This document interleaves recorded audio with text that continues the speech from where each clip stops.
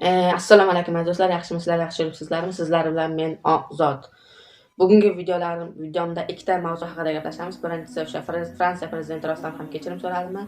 Ikkinchisi esa o'sha ateist odamni qo'lga tushdi.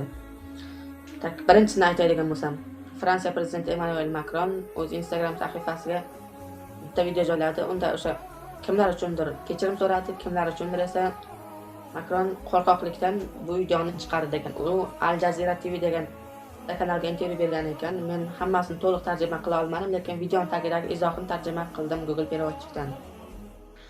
Aytishi bo'yicha, Fransiya hech qanday din bilan muammoga duch kelmaydi. Men juda ko'p yolg'onlarni ko'rdim. Shuni aniq ayta olaman. Biz Fransiyadan nima qilmoqdamiz? Biz islom emas, balki islom nomi bilan qilingan terrorga qarshi kurashyapmiz. Bu 300 dan ortiq yurtdoshlarimizni hayotiga zomin bo'ldi, deb yozgan.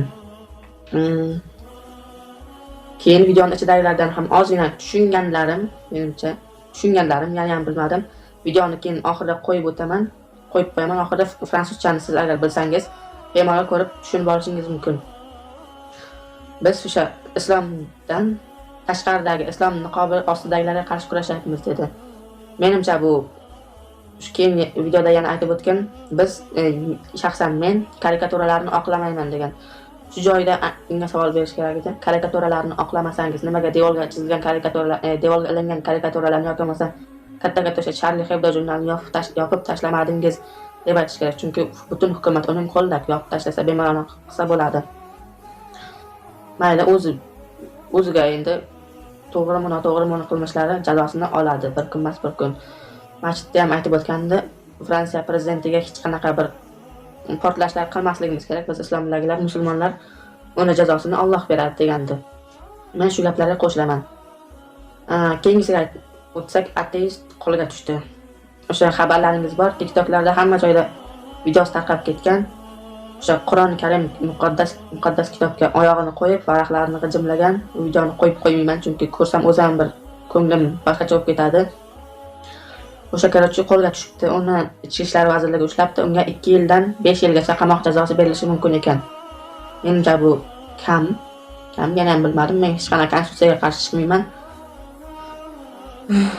Lekin o'sha manzilni ham topganday bo'ldim. O'sha yerdagi bitta odam bilan gaplashib qoldim. Bu norasmiy ma'lumot. O'sha bolani hali hech qanaqa qamalgani yo'q, shu yerda yuribdi deb manzillarini ham berdi. Xohlasangiz rasmini ham tashlayman dedi. Lekin manzillari menda bor, lekin kanalga videoga aytmayman, chunki bironta borib o'sha odamni o'ldirib ketdi yoki biron narsa qilsa, bu haqiqiy terroristlik bo'lib qolishi mumkin. Chunki bu Qur'on kitobini Alloh yerga tushirganmi? Allohning o'zi himoya qiladi. Biz musulmonlar uni faqat o'qishimiz kerak, o'rganishimiz kerak deb bilaman men ham. Shuning uchun uni manzilini ham aytmayman, to'g'rimi noto'g'rimi yana ham bilmadim, aytmayman. Aytgancha boyagi Fransiya prezidentiga bitta kommentariyani o'qib qoldim. Bu gaplarga juda qo'shilaman. Unda yozilgan janob prezident, inglizcha yozilgan, tarjima qildim. Janob prezident, islom terrorist emas, terrorist islom emas. Keyin tagiga yozgan juda ham uzun qilib chiqarib qo'yishga harakat qilaman. Adolf Hitler, bunaqa plyuschasi bor, ozgina qo'shilgan Adolf Hitlerning emblemasi. Adolf Hitler qanchadan qancha odamlarni o'ldirdi. U musulmon emasdi. Yoki bo'lmasa Yosif Stalin, u ham qanchadan qancha odamlarni o'ldirdi. U musulmon emasdi. Mussolini, u ham qanchadan qancha 400 mingga yaqin insonlarni o'ldirdi. U ham musulmon emasdi. Yana ko'plarni aytgan, ular musulmon emasdi. Ular haqiqiy terrorist bo'lish kerak aslida dedi. Nega endi o'sha 300 tagina o'ldirib qo'yganiga terrorist deb hisoblayapsiz degan. Men bu gaplarga juda qo'shilaman, chunki hech qanaqa ommaviy axborot vositalari yoki bo'lmasa internetlarda masalan Hitler ana haqiqiy terrorist Hitler yoki bo'lmasa Napoleon terrorist, butun Yevropani titratgan Napoleon terrorist yoki bo'lmasa Stalin terrorist deb aytgan. Faqatgina musulmonlar terrorist deyapti. Tushunishimiz kerak, musulmonlar terrorist emas. Terroristlar esa musulmon emas.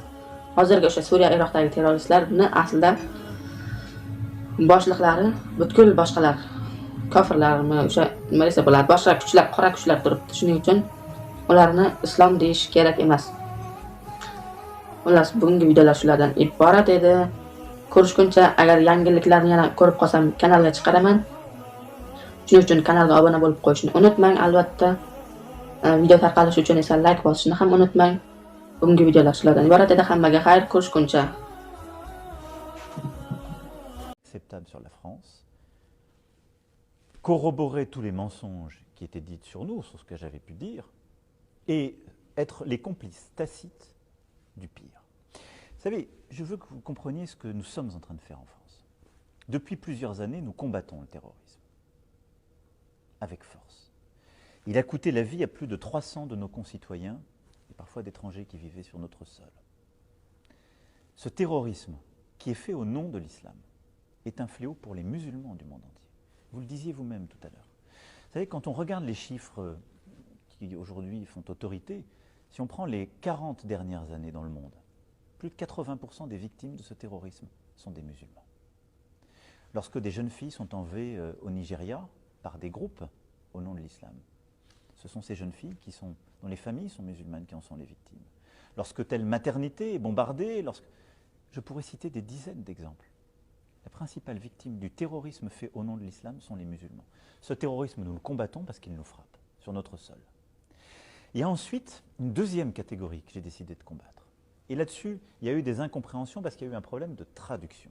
C'est ce qu'on appelle en France l'islamisme radical. Qu'est-ce que ça veut dire? Ce sont les extrémistes violents qui détournent la religion et qui commettent des violences au sein de l'islam. Et on a traduit ce combat que je menais comme étant un combat contre l'islam. Non, au contraire. La France est un pays où il y a plusieurs millions de nos concitoyens dont la religion est l'islam. Je ne vais pas les combattre. Ils sont pleinement citoyens, ils veulent vivre en paix. Et nous avons des pays amis partout dont la religion majoritaire est l'islam. Mais aujourd'hui, au nom de l'islam et détournant cette religion, des extrémistes violents font le pire. Et ils ne sont pas terroristes. Mais qu'est-ce qu'ils font? Ils déscolarisent des enfants, ils les endoctrinent, et ils justifient la violence. Sur notre sol en France, ils agissent, en connexion avec des groupes à l'étranger. Et donc, ce à quoi nous nous sommes attelés depuis 3 ans avec beaucoup de force, c'est justement d'essayer de réduire leur emprise, pour protéger notre peuple, et pour protéger, entre autres aussi, les Français de confession musulmane. Parce qu'ils nourrissent progressivement un sentiment qui peut être nocif pour l'amitié, justement, entre les religions. Parce que comme tout ça se fait au nom d'une religion, il y a une incompréhension qui naît. Et donc, ce que j'ai réaffirmé dans le discours des Mureaux au début du mois d'octobre, c'est ma détermination, par un projet de loi qui arrive, qu'on a appelé séparatisme, mais je veux lever les ambiguïtés, qui est un projet de loi pour lutter contre ces groupes et ces personnes extrémistes, violents, qui agissent au nom de l'islam. C'est de protéger toutes les Françaises et les Français, et plus largement, et en particulier ceux dont la religion est l'islam. Et donc, qu'est-ce que nous allons faire? Les empêcher de déscolariser des enfants de la République. Nous allons empêcher qu'il y ait des financements liés avec des activités terroristes qui viennent leur permettre de mener leurs activités. Donc on va créer de la transparence financière. Et on va surtout s'assurer, ce qui est pour moi essentiel en France, que toute personne, quel que soit son culte, ce n'est pas mon sujet, quelle que soit sa religion, mais respecte pleinement les lois de la République française. Ça, c'est essentiel. Et donc c'est ça ce que nous sommes en train de faire. Mais moi, je veux faire la séparation entre ces extrémistes qui commettent le pire ou justifient le pire, parfois dans des discours très sophistiqués et dangereux, avec les musulmans. Et partout ces dernières semaines, dans le monde musulman, on a essayé d'agréger les deux, en déformant mes propos, en faisant mentir, en disant « président de la République française et donc la France, ils ont un problème avec l'islam ». Non, nous n'avons aucun problème avec l'islam. Aucun. Notre histoire d'ailleurs, intellectuelle, culturelle, est intriquée avec l'islam. Nous sommes un des premiers pays qui a traduit le Coran. À la Sorbonne, en France, depuis le XVIIe siècle, on le traduit, on l'enseigne et des controverses importantes s'y sont tenues. Nous sommes un des premiers pays à avoir ouvert dans le cœur de la capitale une magnifique mosquée, la Grande Mosquée de Paris, et interrogé nos représentants religieux. Le président du Conseil français du culte musulman, le recteur de la Grande Mosquée, ils vous diront la même chose que ce que je viens de vous dire. Et donc le combat dans lequel nous sommes engagés, qui est un combat pour nos générations essentielles, c'est un combat contre le terrorisme, contre l'extrémisme violent et tous les discours de justification de cette violence au nom de l'islam, mais pour protéger nos concitoyens dans tous les pays du monde.